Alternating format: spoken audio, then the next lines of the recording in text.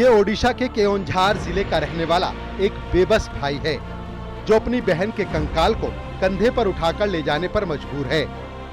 मानवता को शर्मसार करती ये तस्वीरें गरीबी, बेबसी और सिस्टम की खामी को उजागर करती हैं। यहाँ के छोटे से गांव दिया नाली का रहने वाला जीतू मुंडा सिस्टम के सामने गिड़गिड़ाता रहा, लेकिन किसी को उस पर दया नहीं आई, जिसके बाद वो सिस्टम के आगे टूट गया।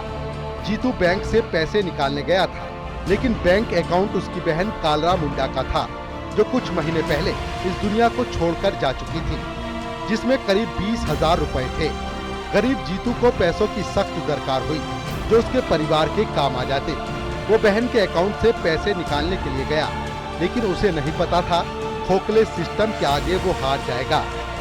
जीतू बड़ी उम्मीद लेकर बैंक पहुंचा, लेकिन बैंक कर्मचारियों ने उसे खाता धारक को लाने को कहा या फिर डेथ सर्टिफिकेट और कानूनी वारिस का सबूत दिखाने की बात कही। अब गरीब अशिक्षित जीतू, जिसे न कानून की समझ थी और न ही जानकारी, वो बार बार बैंक के चक्कर काटता रहा, लेकिन हर बार उसे सिर्फ निराशा मिली। अब वो क्या करे कुछ समझ नहीं आ रहा था। वो अपनी बहन कालरा मुंडा की कब्र पर गया, मिट्टी हटाई और उसका कंकाल निकाल लिया। उसे बोरे में रखा और बाद में कंधे पर उठाकर सीधे बैंक पहुंच गया।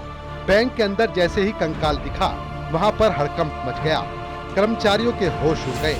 एक बेबस भाई को अनसुना कर दिया गया, जिसकी आवाज सिस्टम के कानों तक नहीं पहुंच पा रही थी। सूचना मिलने के बाद पुलिस ने मामला संभाला।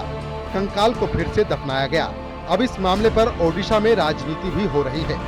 सरकार ने कार्रवाई का भी आश्वासन दिया है, लेकिन सवाल उठता है कि कुछ दस्तावेज इंसान की मौत से भी बड़ा सबूत बन जाते हैं।